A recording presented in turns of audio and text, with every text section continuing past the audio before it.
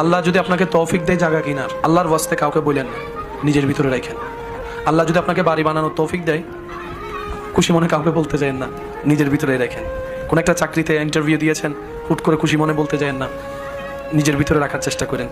গাড়ি কিনছেন, যা কিনছেন নিজের ভিতরে রাখেন। হয়তো আপনি যে চিন্তায় অন্যকে নিজের সুখটা শেয়ার করছেন, এটা অনেক সময় হয়তো হিতে বিপরীত হয়। কারণ কেন বলছে এই কথাটা শুনতে একটু অড লাগলো, কিন্তু জিনিসটা বাস্তব। কারণ বদ নজর বলো একটা শব্দ আছে, আর মানুষের কাছের প্রিয় মানুষের বদ নজরটা একটু বেশিই লাগে, নজরটা একটু বেশিই লাগে। আর এই নজর ব্যাপারে নবী রহমতুল্লাহ আলামিন হাদিসে পাকে কিন্তু সাবধান করে গিয়েছেন। সেজন্য আপনার এই জীবন চলার পথে আপনার যাই আল্লাহ পাক দিয়েছেন, দিচ্ছেন, দিবেন, নিজের ভিতরে একটু কষ্ট করে সেভ করে রাখার চেষ্টা করবেন। ঘটনা পরিপূর্ণ না হওয়া পর্যন্ত কাউকে বলার দরকার না, হয় হিংসুক বেড়ে যাবে, ঈর্ষাকারী বেড়ে যাবে, নজর দেনেওয়ালা বেড়ে যাবে, প্ল্যানিং করে না মানেওয়ালা বেড়ে যাবে। কাজটা পরিপূর্ণ হওয়ার পরে আগে রবের দরবারে 2 রাকাত শুকরিয়ার আদায় নামাজ করবেন, যে ইয়া রব, আমি যোগ্য ছিলাম না, আমি ছিলাম মাটির, তুমি আজকে আমাকে 4 তলার উপর তুলে দিয়েছো, সুবহানাল্লাহ।